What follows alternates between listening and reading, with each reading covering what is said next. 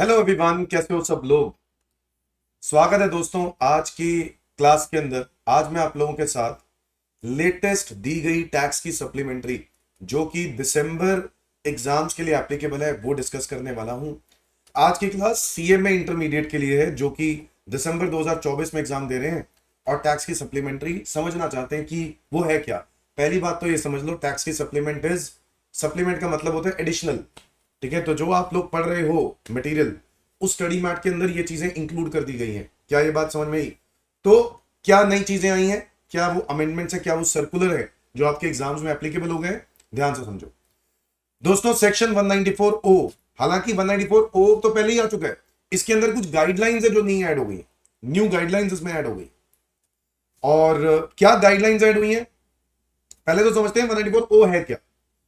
बच्चों आपको पता होगा, जब इलेक्ट्रॉनिक कॉमर्स ऑपरेटर आज के टाइम पर किसी भी ईसीओ, इलेक्ट्रॉनिक कॉमर्स ऑपरेटर जैसे कि अमेजॉन, मैंने यहां पे एग्जांपल दिए हुए, ईसीओ अगर एक अमेजॉन के एग्जांपल लेके चल रहे थे कि अमेजॉन के थ्रू एक बिजनेसमैन कंज्यूमर को गुड्स दिलवाता है, तो कंज्यूमर्स अमेजॉन की वेबसाइट पे जाके बायर जो सेलर है ना, उससे गुड्स खरीद लेता है, अमेजॉन की वेबसाइट पे जाके खरीदता है। अब अमेजॉन एक इलेक्ट्रॉनिक कॉमर्स ऑपरेटर का काम कर रहा है जहां पे वो इलेक्ट्रॉनिक ट्रेडिंग हो रही है। ठीक है, कंज्यूमर खरीद लेता है गुड्स, ये देखो गुड्स। ईसीओ, इसको बोलेंगे ईसीओ पार्टिसिपेंट। ये क्या है? Eco participant. ये एक बिजनेस है जो बिजनेसमैन अपनी शॉप पे बैठा हुआ है और वो अमेजॉन के थ्रू गुड्स बेच रहा है। तो गुड्स गए अमेजॉन से कहां पर? कंज्यूमर के पास पहुंच गए। कंज्यूमर ने क्या दे दी? पेमेंट। कंज्यूमर ने क्या दे दी? पेमेंट। किसको दी पेमेंट? अमेजॉन को। अमेजॉन ने किसको दे दी? पार्टिसिपेंट को। ऐसी सिचुएशन में जब भी कभी अमेजॉन ईसीओ पार्टिसिपेंट को पेमेंट देगा तो गवर्नमेंट ने सेक्शन लगा दिया टीडीएस का 194 ओ, जहां पे बोला गया 1% टीडीएस काटने ऑन ग्रॉस से। क्या ये बात समझ में आई? तो भाई एग्जांपल के तौर पे अगर मैं ये कहता हूं कि अमेजॉन ने ईसीओ पार्टिसिपेंट को 1 लाख रुपए देने हैं, तो वो अपनी कमीशन काट लेगा जो काटनी है अमेजॉन ने, उसके साथ साथ क्या काटेगा? टीडीएस। और एज पर सेक्शन 194 ओ कितना टीडीएस काटेगा? 1% on gross sale value. Gross sale value मतलब जो भी टोटल वैल्यू है उसके ऊपर टीडीएस कटेगा। अगर और वो कितना है? 1%। अगर पैन डिक्लेयर नहीं किया, अगर पैन नंबर डिक्लेयर नहीं किया, तो टीडीएस का रेट कितना लगेगा? 5%। क्या ये बात समझ में आई? टीडीएस का रेट है 5% अगर पैन डिक्लेयर नहीं किया। तो ये आपके पास सप्लीमेंट्री है, मैं यहां से डिस्कस कर रहा हूं। ठीक है, तो बताओ टीडीएस रेट 1% ग्रॉस सेल, तो ये तो हो गया, ये अमेंडमेंट नहीं है, अमेंडमेंट तो भी आनी है। ठीक है जी। If an ECO participant is a resident individual or HUF और ग्रॉस सेल वैल्यू एक्सीड कर जाती है 5 lakh, then only TDS shall be deducted, then only TDS shall be deducted, तभी TDS कटेगा वरना TDS नहीं कटेगा। यानी अगर ECO पार्टिसिपेंट रेजिडेंट इंडिविजुअल या HUF है और ग्रॉस सेल वैल्यू मतलब ये जो बंदा है वो रेजिडेंट इंडिविजुअल या HUF है और वो जो पेमेंट दी जा रही है वो 5 लाख रुपए से ज्यादा दी जा रही है, तो ही टीडीएस कटेगा वरना नहीं कटेगा। Is that clear? तो रेजिडेंट इंडिविजुअल एचयूएफ के केस में ऐसा बनाया गया। और टीडीएस नहीं कटेगा अगर ये ईसीओ पार्टिसिपेंट नॉन रेजिडेंट है। अगर ये बंदा नॉन रेजिडेंट है तो टीडीएस नहीं कटेगा, तो ये सेक्शन 194 ओ जो है वो नहीं लगेगा। ठीक है जी, ये तो हो गया बेसिक सेक्शन की ईसीओ कहता गया। अब गाइडलाइंस क्या न्यू इंसर्ट हुई है वो देखो। प्रॉब्लम क्या है? Where multiple e commerce operators are involve in a transaction. एक ही ट्रांजैक्शन में मल्टीपल ई कॉमर्स ऑपरेटर आ जाते हैं। Situation number 1, multiple ECOs are involved in a single transaction of sale of good or a provision of service through ECO platform and where seller side ECO is not an actual seller of the good or service। यहां पे ना दो तरह के ECO होते हैं। ये देखो, एक मैंने एग्जांपल बनाया है। मान लो ये एक पेटीएम है और ये ऐप है फ्लिपकार्ट, दोनों ही इलेक्ट्रॉनिक कॉमर्स ऑपरेटर हैं। ये भी एक ईसीओ है, ये भी एक ईसीओ है, समझ रहे हो? ये भी एक ईसीओ है, दोनों ही ईसीओ है। अब हुआ क्या, मैं बायर हूं, मैं पेटीएम के थ्रू कपड़े खरीद रहा हूं। ठीक है, कोई क्लोथ्स हैं जो मैं पेटीएम के ऐप के थ्रू खरीद रहा हूं। पेटीएम डायरेक्टली कुछ नहीं कर रहा। पेटीएम ये काम किसके थ्रू कर रहा है? फ्लिपकार्ट के थ्रू कर रहा है। मान के चलते हैं फ्लिपकार्ट के थ्रू वेबसाइट खुल जाती है फ्लिपकार्ट की और फ्लिपकार्ट के ऐप के थ्रू पेटीएम फ्लिपकार्ट से कनेक्टेड है, तो वहीं से परचेजिंग हो रही है। तो ये इसको हम लोग बोलेंगे बायर का ईसीओ। ये बोल गया बायर का ईसीओ, ये बायर का ईसीओ है। और ये कौन हो गया? ये सेलर का ईसीओ है। भाई जो सेलर है वो पेटीएम के अंदर थोड़ी ना माल बेच रहा है, सेलर पेटीएम के थ्रू माल नहीं बेच रहा, सेलर बेच रहा है फ्लिपकार्ट के थ्रू। मैं बता रहा हूं ये सिचुएशन है, सेलर फ्लिपकार्ट के थ्रू बेच रहा है, बायर पेटीएम के थ्रू बेच रहा है, खरीद रहा है। अब बायर पेटीएम के थ्रू जब खरीद रहा है, तो जब वो कोई क्लोथ देख रहा है, कपड़ा देख रहा है, तो वो पर्टिकुलर ब्रांड, पेटीएम वालों के पास तो अपना है नहीं, तो पेटीएम वालों ने क्या कर दिया, डायरेक्ट कनेक्शन किसके साथ बनाया, फ्लिपकार्ट के साथ। फ्लिपकार्ट के पास वो ब्रांड था, और वो ब्रांड किस सेलर का था, ये रहा, वो उसको बोलेंगे ईसीओ पार्टिसिपेंट। ये एक ईसीओ पार्टिसिपेंट। क्या ये बात समझ में आई? और बायर बेसिकली कंज्यूमर भी हो सकता है, इसको ईसीओ पार्टिसिपेंट कह लो, कोई फर्क नहीं पड़ता। अब जब ये सेलर ईसीओ है, ठीक है, होगा क्या कि ईसीओ पार्टिसिपेंट से पैसे लिए जाएंगे, पेटीएम पैसा लेगा, और पेटीएम को पैसे मिल गया, पेटीएम आगे किसको देगा, फ्लिपकार्ट को देगा, अपनी कमीशन रख लेगा, और फिर वो फ्लिपकार्ट को दे देगा। फ्लिपकार्ट क्या करेगा, आगे इस ईसीओ पार्टिसिपेंट यानी सेलर को पेमेंट देगा, और उस पे से टीडीएस काट लेगा एट द रेट ऑफ 1%। क्या ये लॉजिक समझ में आई? तो जब दो इलेक्ट्रॉनिक कॉमर्स ऑपरेटर इन्वॉल्व हो, तो कैसे टीडीएस कटेगा और कौन काटेगा, तो ये ईसीओ काटेगा टीडीएस इस सेलर को पेमेंट देते वक्त। क्या ये बात समझ में आई? अब आता है situation 2, where multiple ECOs are involve in a single transaction of a sale of good और service through ECO platform, where seller side ECO is actual seller of good और सर्विस। क्या मतलब है, देखो ये है बायर, ये है ईसीओ 1 अमेजोन, ये है ईसीओ 2 फ्लिपकार्ट, मान लेते हैं ईसीओ 3 है, ये लाइफस्टाइल है।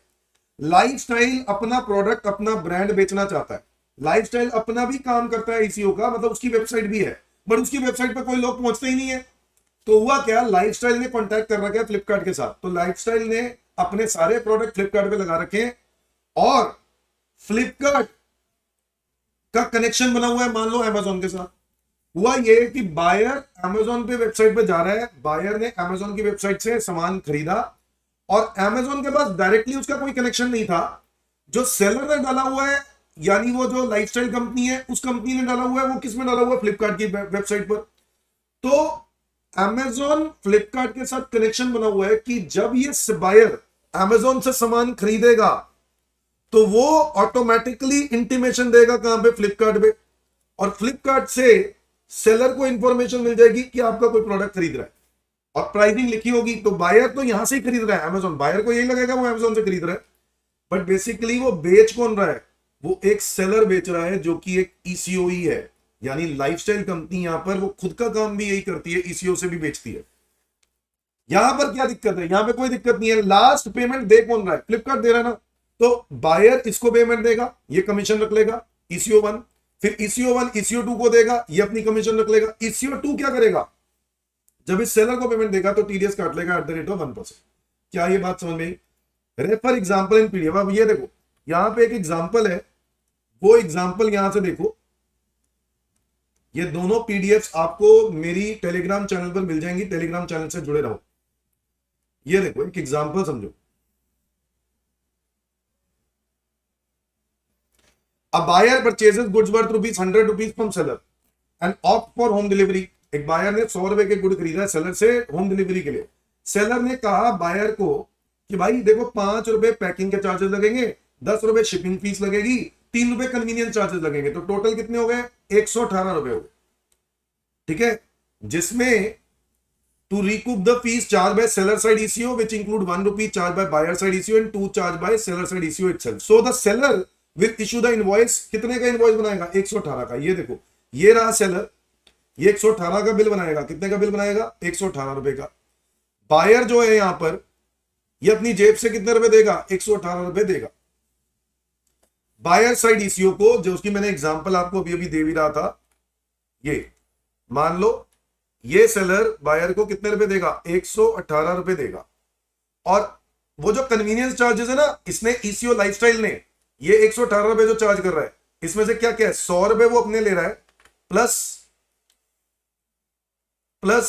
5 रुपए किस चीज के ले रहा है बताओ, 5 रुपए पैकिंग चार्जेस ले रहा है, वो भी अपने ले रहा है, प्लस 10 रुपए शिपिंग के चार्जेस ले रहा है, वो भी अपने ले रहा है। इसके अलावा 2 रुपए पता वो किसके ले रहा है, 2 रुपए ले रहा है जो पैसे जाएंगे फ्लिपकार्ट के लिए मान लो, और 1 रुपए जाएगा किसको, अमेजोन को।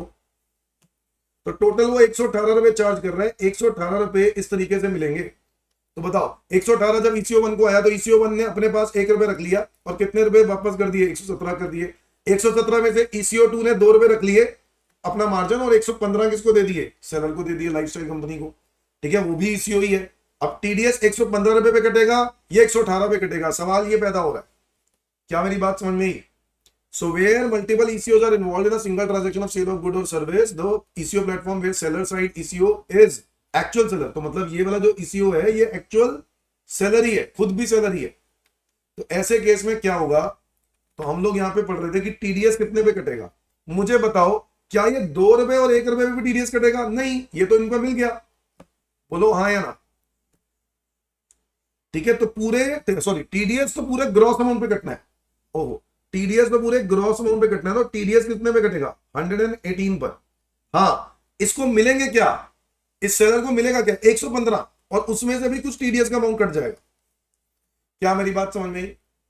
कुछ अमाउंट TDS का कट जाएगा जो 115 पे 118 पे लगेगा। 118 पे 1%, ये बनेगा 1.18। 1.18 काटने के बाद तो 115 में से 1.18 कटेगा, और देखा जाए तो नेट नेट इस सेलर को कितने मिलेंगे? 113 रुपए 82 पैसे। इस तरीके से पेमेंट होगी। क्या ये बात समझ में आ रही है? लॉजिक समझ में आ रहा है कि नहीं? ठीक है, तो ये एग्जाम्पल आपकी बुक में लिखा हुआ है। मैंने कहा कि मैं आपको सब कुछ समझा दूं। इसके बाद मैंने आपके साथ क्या डिस्कस करना है, ये देखो एक एग्जाम्पल, ये भी देखो। अब ये वाला जो एग्जाम्पल है ना, ये फर्स्ट वाले पॉइंट से रिलेटेड एग्जाम्पल है, ये वाला जहां पे 2 ECOs है, और यहां पे ECO सेलर ECO नहीं है। मतलब ये जो सेलर है ये एक दुकानदार है, ठीक है, इसकी एक दुकान है, ये ECO नहीं है। ये ECO है, ये ECO है, और ये भी ECO नहीं है, ये बायर है। समझ गए? अब ऐसे केस में क्या होगा कि मनी फ्लो कैसे हो रहा है, कि मान लो सेलर ने, यहां पे लिखा होगा एग्जाम्पल, वैसे एग्जाम्पल यहीं से पढ़ के पता चल रहा है। Consider in the case where sellers label price is 85। Seller ने कहा मुझे 85 रुपीज चाहिए किसी प्रोडक्ट के। सेलर साइड ECO कह रहा है कि मुझे तो 10 रुपए चाहिए मेरे पैसे, मेरे को 10 रुपए अलग से मार्जिन चाहिए। बायर कह रहा है कि मुझे, बायर साइड का ECO जो कह रहा है, बायर साइड का ECO जो कह रहा है वो क्या कह रहा है कि मुझे कितने रुपए चाहिए? 5 रुपए चाहिए। टोटल बायर को कितने रुपए दिए जाएंगे? बायर को कितने रुपए देने होंगे? 100 रुपए देने होंगे।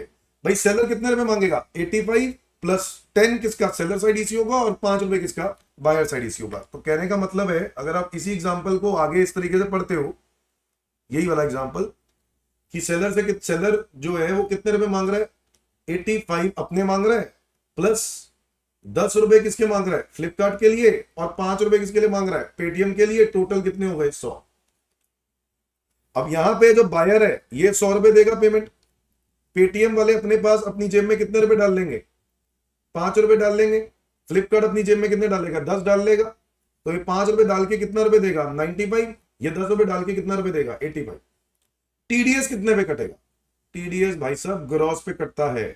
TDS ग्रॉस पे कटता है, इसका मतलब है TDS पूरे 100 रुपीज पे ही कटेगा। TDS will be deducted on 100 रुपी। क्या ये बात समझ में आ रही है? यही बात तो समझनी है, यही है गाइडलाइंस जो अभी नई नई आएंगे। इसके अलावा मैं यहीं से पढ़ा रहा हूं सब कुछ, आगे आ जाए। Whether GST component should be including in the value for calculating TDS। क्या TDS जब हम कैलकुलेट कर रहे हैं, क्योंकि ग्रॉस अमाउंट पे TDS काटने की बात हो रही थी ना, तो क्या GST को भी इंक्लूड करोगे उसके अंदर? तो बोला जाता है कि अगर बिल में GST को सेपरेटली शो कर दिया है, भाई बिल में अगर GST मान लो 1 लाख रुपए का गुड है, और इस पर GST अलग से शो कर दिया, CGST है 9% 9,000, और SGST है 9% 9,000, जब अलग अलग मेंशन कर ही दिया, और बिल कितने का? 1,18,000, तो TDS कितने पे कटना चाहिए? 1 लाख पे कटना चाहिए। भाई ये तो गवर्नमेंट को ही जाना है, तो इनकम तो 1 लाख की है ना। तो GST कंपोनेंट जो है अगर अलग अलग दिखा रखे हैं बिल में, तो TDS कितने पे कटेगा? नेट पे कटेगा, यानी 1 लाख पे कटेगा।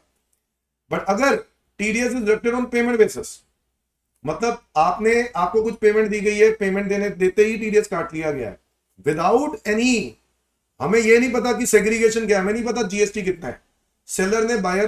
बायर ने सेलर को जब भी पेमेंट दी, वो तो ECO ने जब सेलर को पेमेंट दी, तो ECO ने जब सेलर को पेमेंट दी ना, तो उसने पेमेंट देते ही टैक्स काट लिया विदाउट नोइंग कि कितना अमाउंट GST का है।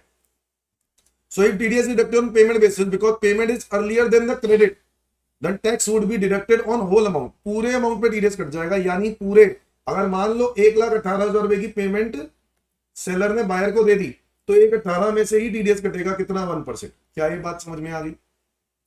Is that clear? क्योंकि जीएसटी ऐसे केस में जो जो टीडीएस कटता है ना, वो पेमेंट बेसिस पे जाता है। देखो टीडीएस ये कब काटना होता है, कैसे काटना होता है, कह रहा है जब पेमेंट दे दी at the time of making the payment, या फिर date of credit in the bank account of supplier seller. तो सेलर के अकाउंट में जब पैसे आ जाएंगे, या फिर डेट ऑफ पेमेंट। अब मान लो मैंने आपको पेमेंट कर दी 20,000, 30,000, 40,000 लमसम पेमेंट कर दी। अब वो जो लमसम पेमेंट कर दी उस पर मैंने टीडीएस काट लिया होगा, तो गवर्नमेंट कहता है ऐसे केस में पूरी वैल्यू पे टीडीएस जाने दो, पूरी ग्रॉस वैल्यू पे टीडीएस जाने दो, क्योंकि पहले से सेग्रीगेट नहीं किया। अगर पहले से सेग्रीगेट कर रखा है तो जो टीडीएस है वो सिर्फ 1 लाख पे कटेगा। बट अगर सेग्रीगेट नहीं किया, पहले एग्रीमेंट नहीं किया हुआ, पेमेंट कर दिए सीधा, तो पेमेंट बेट पर जो भी अमाउंट होगा उस पर जो भी टीडीएस काटा गया उस पर ग्रॉस पे टीडीएस काटना। जीएसटी को अलग अलग मत देखना, तब जीएसटी इंक्लूड करके ही बनाओ। भले ही बाद में तुम्हें पता चल गया कि जीएसटी अलग से कितना है, समझ गए बात? तो टीडीएस ग्रॉस पे कब कटेगा और नेट पे कब कटेगा। ओके, हाँ जी। तो अब क्या है, अगर purchase return, adjustment of purchase return, how will the adjustment of purchase return takes place. अब बताओ कि अगर मान लो सेलर ने बायर को गुड्स बेच दिए, अब बेचने के बाद किसके थ्रू, ईसीओ के थ्रू, सेलर को पैसे आ भी गए, बट हुआ क्या कि बायर को गुड्स पसंद नहीं आए, बायर ने परचेज रिटर्न कर दी। ऐसे केस में बायर क्या मांगेगा, अपना रिफंड मांगेगा कि नहीं, तो बायर को रिफंड कर दिया। तो ऐसे केस में क्या होगा, अगर रिफंड होगा तो टीडीएस जो कट गया उसके केस में क्या होगा। देखो टीडीएस तो ज्यादा कट गया होगा, सोच के देखो। देखो एग्जांपल देखो, ये डिडक्टर है ईसीओ, डिडक्टर, मैंने ईसीओ का नाम डिडक्टर बोल दिया क्योंकि ये टीडीएस काटेगा किसका, सेलर का। सेलर को पेमेंट देते हुए टीडीएस काटेगा। मान लो एक बायर है, एक कस्टमर है, ठीक है, ये कंज्यूमर है। इस कंज्यूमर को ईसीओ के थ्रू वो एक प्रोडक्ट खरीद लेता है 1 लाख रुपए का। तो 1 लाख रुपए का प्रोडक्ट है, आईफोन है मान लो। अब आईफोन की जो पेमेंट है 1 लाख रुपए की, वो ईसीओ कलेक्ट कर लेगा कंज्यूमर से पूरे 1 लाख रुपए। बोलो हाँ या ना? मैं पूरा पूरा 1 लाख रुपए, नहीं, मैं 1 लाख रुपए आईफोन नहीं मानता, मैं 1 लाख रुपए का कोई कोई और 2, 3, 10, 12 प्रोडक्ट मान लेता हूँ। कोई 10, 12 गुड्स है, क्योंकि मैंने आगे रिटर्न भी करने ना, इसलिए। तो अब 1 लाख रुपए के गुड्स हैं, उसमें से मैंने टीडीएस काट के दे दिया, डिडक्टर हूं मैं ईसीओ, 1% टीडीएस काट लिया, नेट नेट कितना दे दिया, 99। तो डिडक्टी के अकाउंट में 99 आए, कोई दिक्कत नहीं है। जब डिडक्टी अपनी आईटीआर भरेगा ना, तो वो 1,000 रुपीज दिखा देगा कि मैंने टैक्स जमा कराया, समझ गए? अब हुआ ये है कि ये जो डिडक्टी है, यानी ये जो सेलर है डिडक्टी, ये बंदा बायर को गुड्स, बायर को क्या करेगा, पेमेंट दे देगा, वापस रिफंड करेगा, money will be refunded. Seller buyer को 10,000 के गुड्स वापस कर रहा है, बायर सेलर को 10,000 के गुड्स रिटर्न कर रहा है, और बदले में सेलर बायर को पैसा रिफंड करता है। अब मुझे बताओ, क्या सेलर बायर को कितना पैसा रिफंड करेगा? उसको आए कितने थे, 99,000 आए थे ना भाई, उसको कितने आए थे, 99,000। तो ये सेलर कहता है भाई साहब मैं तो 99,100 रुपए दूंगा, क्योंकि जो 10,000 रुपए पर 1% टीडीएस है वो तो मेरा कट गया था, तो मेरे को तो मिला नहीं, तो मैं तो आपको 99,100 दूंगा। तो सेलर ने बायर को कितने रुपए दिए, 99,100। मतलब वो कैसे दिए, ईसीओ के थ्रू, ईसीओ को 99,100। बट बायर कहेगा भाई साहब मैंने तो 10,000 रुपए दिए थे ना, तो बायर को ईसीओ कितना देगा, पूरे 10,000। ये बात समझ में आएगी नहीं? सेलर ने ईसीओ को दिए 99,100, उसने अपने रुपए काट लिए 100 रुपए का टीडीएस, जो कह रहा है कि भाई वो तो ऑलरेडी मेरा भी तो कट के ही आया था पैसा, तो मैं तो आपको 99,100 ही दूंगा। तो सेलर ने 99,100 रुपए दिए बायर को, ईसीओ को, और ईसीओ ने बायर को 10,000 रुपए पूरे दे दिए। अब यहां पर ईसीओ को हो गया नुकसान 100 रुपए का। ईसीओ को क्या बोला जा रहा है, कह रहा है ये जो 1% एक्स्ट्रा है ना 100 रुपए, ये ईसीओ विल बी एडजस्ट, ये एडजस्ट कर लेगा eco in any other transaction with same directive. मान लो आगे कभी ईसीओ के थ्रू सेलर को पेमेंट मिलेगी ना, तो उस पेमेंट में से 100 रुपए एक्स्ट्रा टैक्स काट लूंगा, क्योंकि उस 100 रुपए का ऑलरेडी इसको बेनिफिट तो मिल ही गया है कि नहीं सेलर को, और वो जो दूसरा कटेगा 100 रुपए, उस 100 रुपए का भी बेनिफिट मिल जाएगा। तो ये जो 100 रुपए एक्स्ट्रा कटेंगे ना, तो वो 100 रुपए का सेलर को फायदा देंगे हम, कोई दिक्कत नहीं है, और वो क्या होगा, टैक्स क्रेडिट। क्या ये बात समझ में आई? तो सेलर बायर को 99,100 रुपए देगा, और बेसिकली ईसीओ को देगा, और ईसीओ अपनी जेब से कितने रुपए भर देगा, 10,000 रुपए भर देगा, और 100 रुपए का नुकसान जो है वो आगे जाके एडजस्ट कर देगा, किसके साथ, सेलर के साथ जब भी कभी कोई ट्रांजेक्शन होगी during the financial year, in the same financial year. ये बात लिखी है। Is that clear everyone? ये बात समझ में आई? अच्छा, फिर आ जाओ डिस्काउंट के ऊपर। डिस्काउंट का मुद्दा, if seller has allowed discount, तो मुझे बताओ क्या डिस्काउंट माइनस करने के बाद टीडीएस कटना चाहिए या डिस्काउंट के पहले टीडीएस कटना चाहिए? क्योंकि टीडीएस तो ग्रॉस पे कटना चाहिए। कह रहा है अगर सेलर ने डिस्काउंट दिया है, सेलर ने डिस्काउंट दिया, then that discount shall be allowed to be deducted and then TDS is deducted. भाई 100 रुपए का गुड है, सेलर कह रहा है मैं आपको 5 रुपए का डिस्काउंट दे रहा हूं 95, तो पेमेंट जो है वो 95 पे टीडीएस कटना चाहिए। सेलर को तो 95 ही मिलेंगे, तो जब ईसीओ 95 रुपीज सेलर को देगा तो 95 में से टीडीएस काट के देगा। बट ऐसा भी हो सकता है कि अगर सेलर का ईसीओ या बायर का ईसीओ इज अलाउइंग डिस्काउंट, क्या मतलब है, अमेजोन या फ्लिपकार्ट वो डिस्काउंट दे रहे हैं, ठीक है, कस्टमर को आगे। ऐसे केस में क्या होगा, बट ऐसे केस में वो जो सेलर है ना वो कह रहा है मैं डिस्काउंट नहीं दे रहा हूं, यानी मैं मांग रहा हूं पूरे 100 रुपए, सेलर कितने मांग रहा है, सेलर कह रहा है मुझे 100 रुपए चाहिए, ठीक है। जो सेलर के जो ईसीओ है जिसके थ्रू वो बिक रहा है उसने आगे डिस्काउंट दे रखा है 5 रुपीज, 4 रुपीज, 3 रुपीज का आगे डिस्काउंट दे रखा है। भाई जितनी भी कमीशन है उसमें से कुछ रुपीज का डिस्काउंट दे दिया ताकि लोग अट्रैक्ट हो, उसने आगे डिस्काउंट दे दिया, और आगे बायर ने भी, बायर ईसीओ ने भी डिस्काउंट दे रखा है, और वो मिल गया किसको, बायर को। बायर ने खरीद लिया डिस्काउंटेड चीज। अब बायर ने तो कम पैसे दिए होंगे, है ना, जितने भी पैसे दिए होंगे वो डिस्काउंट सारे काट कुटा के सेलर ईसीओ और बायर ईसीओ अपनी अपनी कमीशन रखेंगे, और जो बच गया वो किसको देंगे बताओ, वो किसको देंगे, वो पूरा का पूरा सेलर को देंगे। सेलर तो पूरे 100 रुपए लेगा ना, बोलो हाँ यार। अब ये देखो, सेलर ने 100 रुपए के अलावा 2 रुपए ले लिए, किसके लिए, कन्वीनियंस चार्जेस, दो नहीं 3 रुपए ले लिए, जिसमें से 2 रुपए किसके थे, फ्लिपकार्ट के, 1 रुपए किसका था, अमेजोन का। तो ये है अमेजोन का और ये है फ्लिपकार्ट का, ये ले लिए। टोटल कितने रुपए ले लिए, 103। मेरी बात समझ में ही?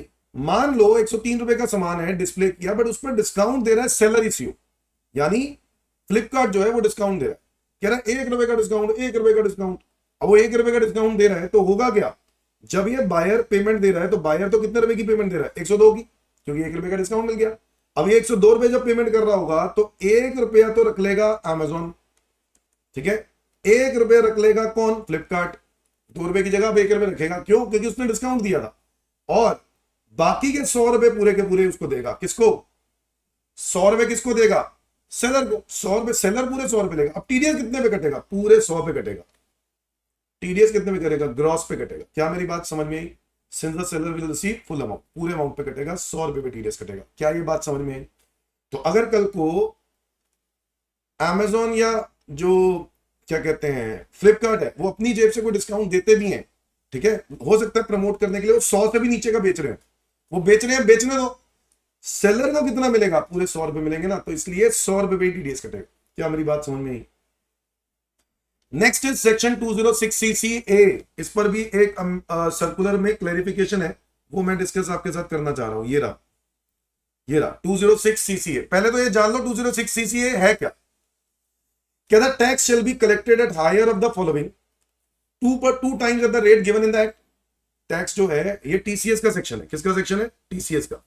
TCS tax collected at source, कह रहा है 2 times at the rate given in the act. मतलब मान लो किसी एक्ट में, मतलब इनकम टैक्स एक्ट में रेट दिया टीसीएस का, मान लो 2%, तो 2 का डबल मतलब 4% लेंगे या 5% लेंगे, विच एवर इज हायर, यानी 5% ले लेंगे, ठीक है।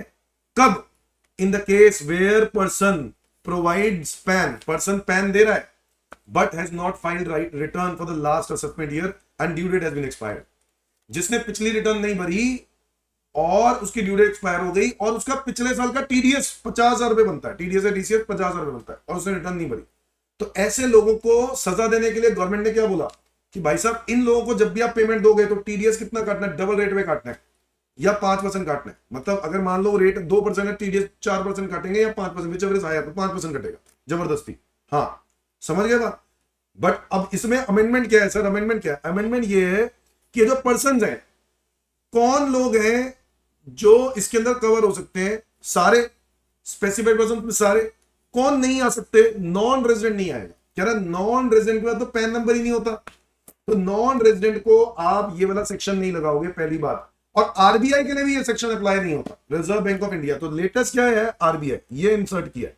क्या मेरी बात समझ में, आरबीआई भी पे भी अब ये वो पर्सन है जो अगर आईटीआर नहीं भी, हालांकि आईटीआर पर आरबीआई फाइल नहीं करेगा ऐसा हो नहीं सकता, बट आरबीआई अगर ऐसा है, ऐसे केस में टीडीएस टीसीएस उनका 50,000 से ज्यादा बनता है तो आरबीआई को स्पेसिफिक पर्सन बोल दिया गया।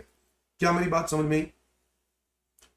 अच्छा, नॉन पैन में ना अगर पैन नहीं देते हो तो 5 की जगह ये 20% हो जाएगा। लो और मजे, ठीक है, ये बात समझ में आई 206 से। अच्छा, फिर आ जाता है time limit for verification of ITR. आपको पता है कि आईटीआर को वेरीफाई करने के लिए जो टाइम लिमिट है वो गवर्नमेंट ने क्लैरिफाई किया है। क्या क्लैरिफाई किया है कि आईटीआर अपलोड होने के बाद आपको ई वेरिफिकेशन करनी होती है, पता है ना आपको, ई वेरिफिकेशन करनी है with in 30 days of uploading. जैसे आईटीआर फाइल करोगे ना, उसके बाद आईटीआर फाइल करते ही विद इन 30 डेज आपको क्या करना है, ई वेरिफिकेशन। क्या मेरी बात समझ में आई? ई वेरिफिकेशन विद इन 30 डेज करनी होगी। ओके, अगर सर 30 डेज के बाद कर दी तो क्या कर लोगे? अरे क्या कर लोगे, तो गवर्नमेंट कह रहा है कि भाई साहब मान ली जाएगी जो डेट पर आपने आईटीआर, जो डेट पे आपने ई वेरिफिकेशन करी है वही डेट फाइलिंग ऑफ आईटीआर की है। और अगर आपने आईटीआर लेट फाइल करी है तो बिलेटेड रिटर्न का लेट फी, पेनल्टी, इंटरेस्ट जबरदस्ती भरना पड़ेगा। और क्या, तो फिर आप डिसाइड कर लो क्या करना है। क्या मेरी बात समझ में आई? तो 30 डेज के अंदर अंदर ई वेरीफाई कर देना। नहीं किया तो क्या होगा, नहीं किया, बियॉन्ड 30 डेज किया, तो ऐसे केस में जिस डेट पर वो किया ई वेरीफाई उस डेट पर ही मान लिया जाएगा कि आपने रिटर्न भरी है। और अगर उस डेट पर रिटर्न भरी है तो आप समझ सकते हो उसकी वजह से जो लेट फी, पेनल्टी भरनी पड़ेगी वो आपको भरनी पड़ेगी। आगे ई वेरिफिकेशन के ऊपर एक छोटा सा पॉइंट है, return filed by individual HUF who are required to audit under section 44AB, जिनकी ऑडिट मैंडेटरी है, इंडिविजुअल एचयूएफ की जिनकी ऑडिट मैंडेटरी है, कह रहा है उनको ई वेरिफिकेशन करने के लिए बोल दिया गया through electronically with digital sign. ये तो पहले से ही था, डिजिटल साइन के थ्रू वो कर सकते थे, डीएससी के थ्रू ऑडिट वाले लोग। अब रिसेंटली गवर्नमेंट ने बोल दिया ईवीसी के थ्रू भी कर सकते हैं, मतलब डिजिटल साइन ना भी लगाएं तो इलेक्ट्रॉनिक वेरिफिकेशन कोड होता है, ठीक है, एक ओटीपी आता है, वेरिफिकेशन कोड आता है, वो वेरिफिकेशन कोड वहां पे डालो और आप उसके थ्रू भी वेरीफाई कर सकते हो। पहले ऐसा नहीं होता था ऑडिट वाले लोगों के लिए, अब ऑडिट वालों के लिए ये भी पॉइंट अप्लाई हो गया। क्या मेरी बात समझ में आई? तो ये जितना भी ये सारा कुछ है ना, सब मैंने डिस्कस कर लिया आपके साथ, पता है आप लोगों को, सब डिस्कस कर लिया। तो ये सप्लीमेंट्री कवर हो गई, ठीक है जी, दैट्स इट, आज के लिए इतना ही। और ऐसे ही कुछ और अपडेट्स के लिए जुड़े रहो मेरे चैनल के साथ। Thank you, bye bye.